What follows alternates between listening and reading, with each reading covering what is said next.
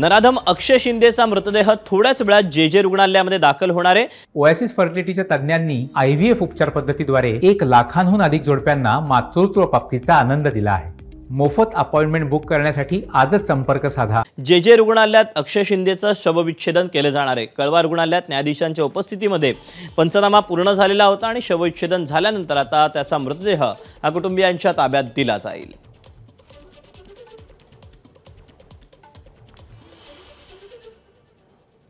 जवळपास 1 तास होऊन गेलेला आहे। 8:30च्या दरम्यान कळव्यातल्या रुग्णालयातून त्याचा मृतदेह हा जेच्या रुग्णालयात शवविच्छेदनासाठी पाठवण्यात आलेला आहे। अगदी काही वेळातच त्याचा मृतदेह हा जे रुग्णालयामध्ये पोहोचल्यानंतर त्याचं शवविच्छेदन होणार आहे। त्यानंतर त्याचा मृतदेह हा कुटुंबियांकडे दिला जाईल। दरम्यान त्याच्या कुटुंबियांनी मात्र मृतदेह स्वीकारण्यास नकार दिल्याचं समजतंय। थोड्याच वेळामध्ये मृतदेह हा जे रुग्णालयामध्ये पोहोचणार आहे आणि तिथेच अक्षय शिंदेच्या वर शवविच्छेदन त्याचं केलं जाणार आहे।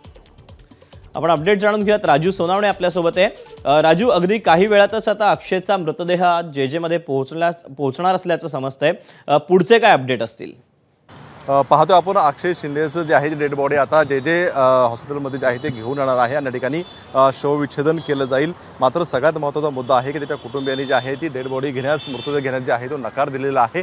त्यामुळे जेमध्ये शवविच्छेदन पूर्ण झाल्यानंतर काय नेमकी भूमिका असणार आहे हे सुद्धा पाहणं महत्त्वाचं राहणार आहे। कारण पाहतो आपण ज्या प्रकारे एन्काउंटर केलेलं आहे त्यामध्ये त्या कुटुंबियांनी म्हटलेलं आहे की माझा मुलगा जो आहे तो अशा प्रकारची गोळी चालवू शकत नाही हे ठरवून केलेलं आहे। अशा प्रकारचा आरोप जे आहे तो कुटुंबियांचा आहे। त्यामुळे कुठेतरी हा संपूर्णपणे वाद निर्माण झालेला आहे। पाहतो आपण जे हॉस्पिटलच्या बाहेर जे आहे तो पोलिसांचा फौजफाटा तैनात करण्यात आलेला आहे। पोलिसांची मोठी फौज आहे ती तैनात केलेली आहे। कारण या ठिकाणी कुठल्या प्रकारचा गोंधळ होऊ नये यासाठी ही टीम तैनात केलेली आहे। पुढच्या 5 ते 10 मिनिटांमध्ये या ठिकाणी डेड बॉडी दाखल होईल आणि त्यानंतर शवविच्छेदन केंद्राला जे आहे शवविच्छेदन करण्यासाठी सुरुवात होणार आहे। मात्र कुठेतरी या संपूर्ण प्रक्रियेकडे जे आहे ते सगळ्यांचं लक्ष लागलेलं आहे। कारण जी घटना घडलेली आहे त्याची सुद्धा चौकशी करण्यासाठी समिती गठीत केलेली आहे।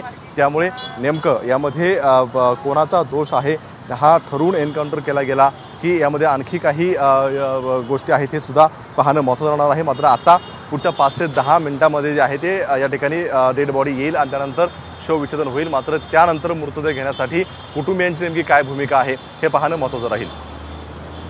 नक्कीच राजू, तू सांगतोय त्याप्रमाणे 5 ते 10 मिनिटांमध्ये त्याचा मृतदेह जो आहे तो जे रुग्णालयामध्ये पोहोचणार आहे। परंतु संपूर्ण जर हा जो परिसर आहे जेचा याला एक छावणीचं स्वरूप प्राप्त झाल्याचं आपल्याला पाहायला मिळतंय।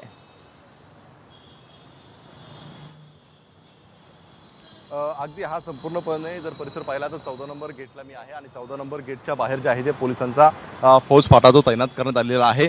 खरं तर जेवढं जे हॉस्पिटलच्या बाहेर पोलिसांचा फौजफाटा आहे तेवढाच आतमध्ये सुद्धा आपल्याला पाहायला मिळतोय। कारण सेन्सिटिव्ह प्रकरण आहे आणि या ठिकाणी आता जे आहे ते या ठिकाणी शवविच्छेदन करण्यासाठी मृतदेह आणला जाईल। मात्र त्याच्या आधी सगळ्या गेटला जे आहे ते पोलिसांचा फौजफाटा तैनात केलेला आहे। स्वाभाविकच आता पुढे नेमकं काय घडतंय ते पाहणं महत्त्वाचं असणार आहे। राजू, धन्यवाद दिलेल्या सविस्तर माहितीबद्दल।